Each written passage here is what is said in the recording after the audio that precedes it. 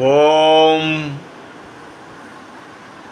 శుక్లాంబరధరం విష్ణుం శశివర్ణం చతుర్భుజం ప్రసన్నవదనం ధ్యాయేత్ సర్వవిఘ్నోపశాంతయేత్. గురుబ్రహ్మ గురువిష్ణు గురుదేవో మహేశ్వర గురు సాక్షాత్ పరం బ్రహ్మ తస్మై శ్రీ గురవే నమః. ఆపదామపహర్తారాం దాతారాం సర్వసంపదాం లోకాభిరామం శ్రీరామం భూయో భూయో నమామ్యహం. శ్రీరామ రామ రామేతి రమే రామే మనోరమే సహస్రనామ తత్తుల్యం రామనామ వరాననే.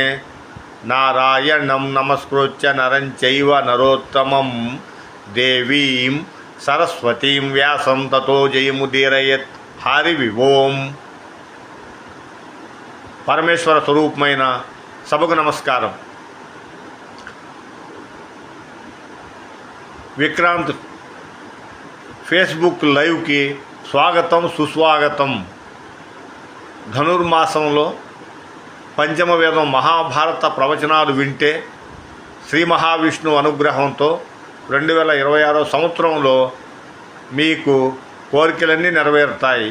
మీకు మహావిష్ణువు స్థితికారుడు, ఆయన రక్షిస్తాడు, మీ కుటుంబాన్ని ఆయన రక్షిస్తారు. అందువల్ల శ్రద్ధాళులై వినాల్సిందిగా నేను మిమ్మల్ని ప్రార్థిస్తున్నాను. మహాభారతము పంచమ వేదం.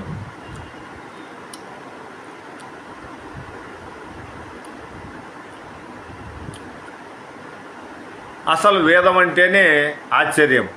విద్ అనే ధాతువు నుంచి వేదము అని వచ్చింది. విద్ అంటే తెలుసుకొనుట. ఏదైతే తెలుసుకుంటే మనం 84 లక్షల జీవరాశుల్లో మనుష్య జన్మ మోక్షం పొందేదానికి పరమేశ్వరుడు మనకిచ్చాడు. అటువంటి అద్భుతమైన జన్మ మానవ జన్మ. 84 లక్షల జీవరాశుల్లో మనుష్య జన్మ మనకిచ్చింది భగవంతుడు. మనం మోక్షం పొందడానికి పుణ్యం చేసుకొని మోక్షం పొందాలి. అటువంటి అద్భుతమైన అవకాశం మనకిచ్చాడు భగవంతుడు. 84 లక్షల జీవరాశుల్లో మనుష్య జన్మ ఇవ్వడం ఒక ఎత్తు అయితే, మనల్ని రాముడు పుట్టిన దేశంలో మనల్ని పుట్టించాడు.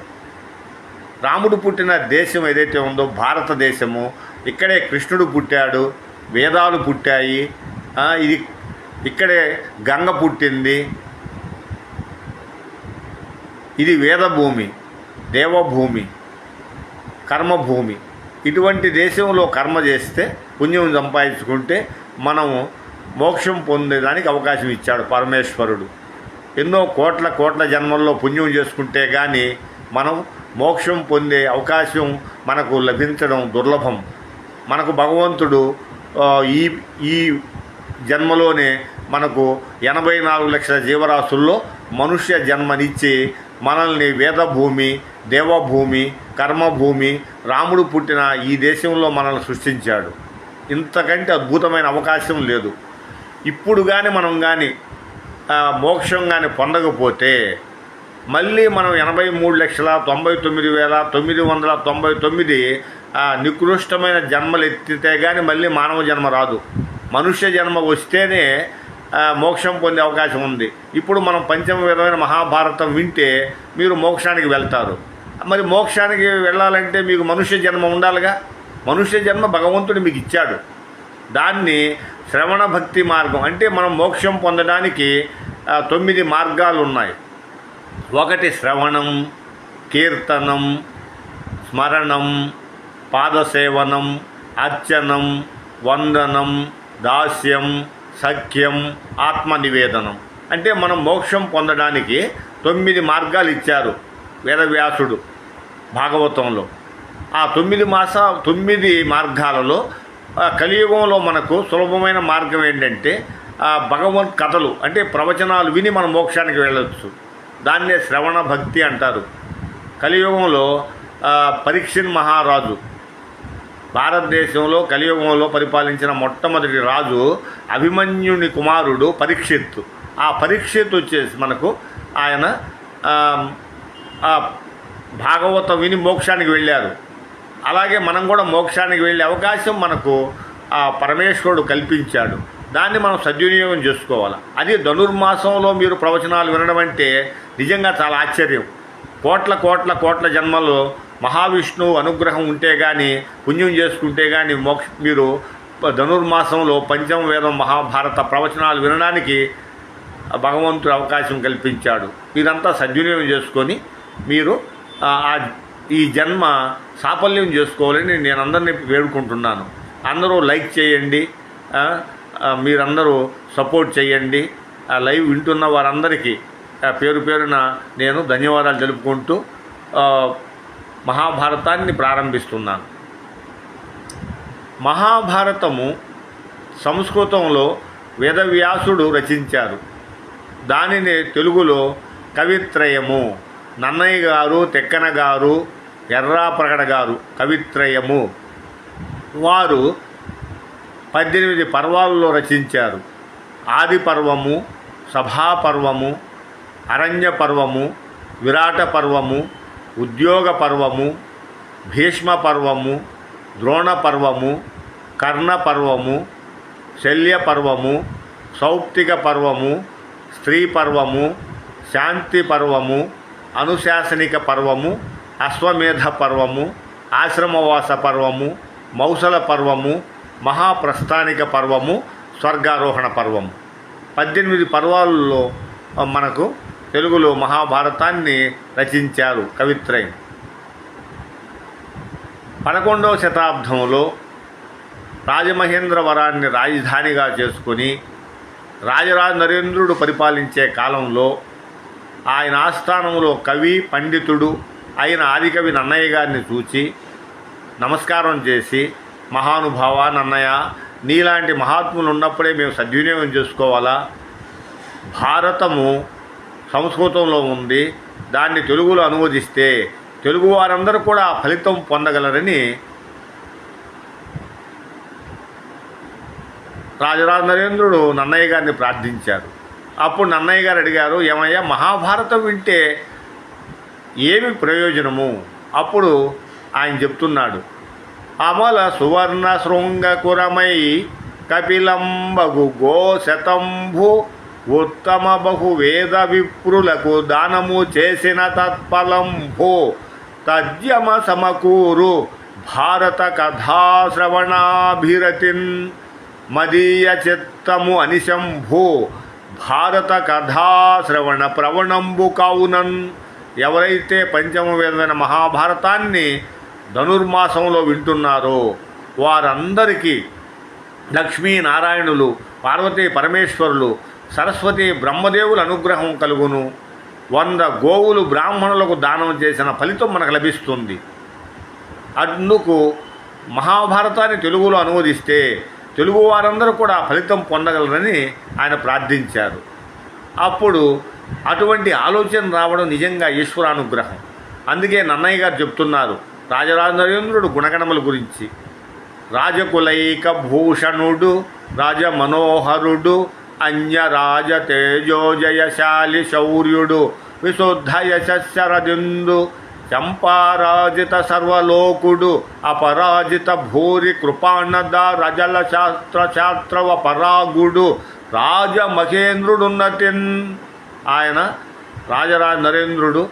ఆయన్ని చూస్తే పౌర్ణమి నాడు చంద్రుడిని చూస్తే ఎంత ఆనందంగా ఉంటుందో అంత ఆనందంగా ఉంటుందంట. ఆయన కత్తిపట్టి యుద్ధంలో దిగితే అపజయం వెరుగని మహావీరుడు. అటువంటి రాజరాజ నరేంద్రుడు కోరిక మేరకు ఆదికవి నన్నయ్య గారు మహాభారతాన్ని తెలుగులో అనువదించాలని పూనిక దాస్తాడు. రాజరాజ నరేంద్రుడు విమలాదిత్య తనూజుడు, విమల విచారుడు, కుమార విద్యాధరుడు, ఉత్తమ చాళుక్యుడు, వివిధాగమ విహిత శ్రముడు, తుహినకరుడు ఉరుకాంతిన్. రాజరాజ నరేంద్రుడు విమలాదిత్యుడు, కుందలాంబ దంపతులకు జన్మించాడు. ఆయనకు అన్ని ఆగమశాస్త్రాలు తెలుసు. అటువంటి రాజరాజ నరేంద్రుడు ఆదికవి నన్నయ్య గారు గుణగణముల గురించి చెప్తున్నారు. తన కుల బ్రాహ్మణు అనురక్తు, అవిరళ జప హోమ తత్పరు, విపుల శబ్దశాసను, సంహితాభ్యాసు బ్రహ్మాండాది నానా పురాణ విజ్ఞాన నిరతుపాతృ ఆపస్తంభ సూత్రు మొద్గల గోత్ర జాతు తద్వినుతావదాత చరితు లోకజ్ఞు ఉభయ భాషా కావ్యరచనాభిశోభితు సత్ప్రతిభాభియోగ్యు నిత్య సత్యవచను మత్యమరాధిపాచార్యు సుజను నన్నపార్యు చూచి పరమ ధర్మ విధుడు వర చాళుక్యన్వయాభరణు విట్టులని కరుణతోడ. ఆదికవి నన్నయ్య గారు వేదాలు, వేదాంగాలు, పురాణాలు, ఇతిహాసాలు, బ్రహ్మసూత్రాలు, ఉపనిషత్తులన్నీ ఔపాసన పట్టారు. ఆయన నిజం పలకడం కాదు, ఆయనకి సత్యం పలికే వ్రతం ఉంది. ఆయన ముద్గల గోత్రంలో జన్మించారు. ఆపస్తంభ సూత్రుడు. ఆయన సంస్కృత ఆంధ్ర భాషలలో మహాపండితుడు. అటువంటి నన్నయాచార్యులు, ఆచార్యుడు అంటే గురువుగారి దగ్గర ఏదైతే నేర్చుకున్నారో దాన్ని ఎవరైతే ఆచరిస్తారో వాళ్ళని ఆచార్యులు అంటారు. భీష్మాచార్యులు, ద్రోణాచార్యులు, కృపాచార్యులు, నన్నయాచార్యులు అట్లనమాట. ఇప్పుడు నన్నయ్య గారు ఆయన మహాభారతాన్ని తెలుగులో అనువదించే ముందు ఆయన శ్రీకారంతో ప్రారంభించారు. శ్రీ వాణీగిరిజాశ్చరాయ దదతో వక్షో ముఖాంగేషు ఏ లోకానాం స్థితిమావహంత విహితాం శ్రీపుంస యోగోద్భవం తే వేదత్రయమూర్తయ శ్రీపురుష సంపూజితా వస్తురై భూయాసుహ పురుషోత్తమాం భుజభవ శ్రీకందరాశ్రయసే. ఎవరైతే మహాభారతం వింటున్నారో వారికి లక్ష్మీనారాయణులు, పార్వతీ పరమేశ్వరులు, సరస్వతి బ్రహ్మదేవుల శ్రేయస్సుతో పాటు 100 గోవులు స్వచ్ఛమైన బంగారంతో అలంకారాలు చేసి నిత్య అగ్నిహోత్రులైన బ్రాహ్మణులకు దానం చేసిన ఫలితం మనకు లభిస్తుందంట. అటుందువలన అటువంటి భారతాన్ని తెలుగులో రావాలని ఆలోచన చేసిన రాజరాజ నరేంద్రుడు ఆయన రోజూ చేసే 5 పనుల గురించి ఆదికవి నన్నయ్య గారు వివరణ చేస్తున్నారు. ఇవి ఏనున్ సతతం భూనా ఎడగరంబిష్టంబులయ్యుండు బాయవు భూదేవ కులాభితర్పణ మహీయ ప్రీతియున్ భారత శ్రవణాసక్తియు పార్వతీపతి పాదాబ్జ ధ్యాన పూజా మహోత్సవమున్ సంతత దానశీలతయు శశ్వత్సాధు సాంగత్యమున్. రాజరాజ నరేంద్రుడు రోజు ఉదయం లేచినప్పటి నుంచి పడుకునేంతవరకు 5 పనులు చేస్తూ ఉంటారు. భూలోకంలో దేవతల వంటి బ్రాహ్మణులను సేవించుట, మహాభారతం రోజు వినుట, శివపూజ 2 పూట్ల చేయుట, దాన ధర్మాలు రోజు చేస్తూ ప్రవచనాలు రోజు వింటూ ఉండేవారు. అటువంటి రాజరాజ నరేంద్రుడు కోరిక మేరకు ఆదికవి నన్నయ్య గారు మహాభారతం రచన చేసే ముందు ఆయన అంటున్నారు, అమలిన తారక సముదయముల నెన్నను సర్వ వేద శాస్త్రముల శేషసారము ముదంబున బొందను బుద్ధి బహు విక్రమమున దుర్గమార్దజల గౌరవ భారతీ సముద్రము దరియంగ ఈదను విధాతృనికైనను నేరబోలునే. రాజరాజ నరేంద్ర, ఆకాశంలో నక్షత్రాలు మనం ఎలా లెక్కించలేము, సముద్రాన్ని మనం ఎలా ఈదలేము. అలా మహాభారతాన్ని తెలుగులో అనువదించాలంటే దేవతల అనుగ్రహం ఉండాలా. నేను దేవతల్ని ప్రార్థిస్తా, వారి అనుగ్రహం కలిగిందా నీ కోరిక తప్పక నెరవేరద్దని ఆదికవి నన్నయ్య గారు దేవతల్ని ప్రార్థించారు.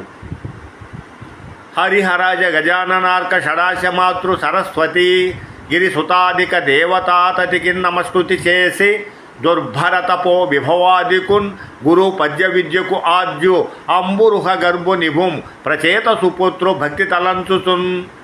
ఆదికవి నన్నయ్య గారు మహాభారతాన్ని తెలుగులో రచన చేసే ముందు హరి శ్రీ మహావిష్ణువుని, హర పరమేశ్వరుణ్ణి, అజ బ్రహ్మదేవుణ్ణి, గజానన వినాయకుణ్ణి, ఆర్కుడు సూర్యభగవానుణ్ణి, షడాశ 6 ముఖాల సుబ్రహ్మణ్య స్వామిని, మాతృ లక్ష్మీదేవిని, సరస్వతీదేవిని, గిరిసుతాదిక పార్వతీదేవిని, 3 కోటి దేవతల్ని ఆయన ప్రార్థించారు. రామాయణాన్ని రచించిన వాల్మీకి మహర్షిని కూడా ప్రార్థించారు. మహాభారతాన్ని సంస్కృతంలో రచన చేసిన వేదవ్యాసుడిని ప్రార్థిస్తూ భారతి సుభగ బస్తి చెయ్యంబులు చేసి ఘోర సంసార వికార సంత మసజాల విజృంభము బాచి సూరు చేతోరు చిరాబ్జ బోనరతుండగు దివ్యు పరాశరాత్మజ అంబోరుహ మిత్రుగొల్చి ముని పూజిత భూరి యశో విరాజుతున్. అజ్ఞానాంధకారంలో ఉండే కలియుగ మానవులందరికీ జ్ఞానాన్ని కటాక్షించి శాశ్వత శివ సాన్నిధ్యాన్ని పోయే మార్గాన్ని ఉపదేశించిన వేదవ్యాసుడు పంచమ వేదమైన మహాభారతాన్ని మనకిచ్చారు. అటువంటి అద్భుతమైన భారతాన్ని మనం వింటే మనకు మోక్షం కరతలామకమని పెద్దలు చెప్తూ ఉన్నారు.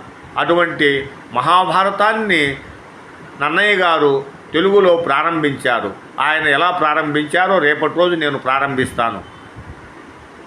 సర్వం శ్రీ ఉమామహేశ్వర పరబ్రహ్మార్పణమస్తు. స్వస్తి.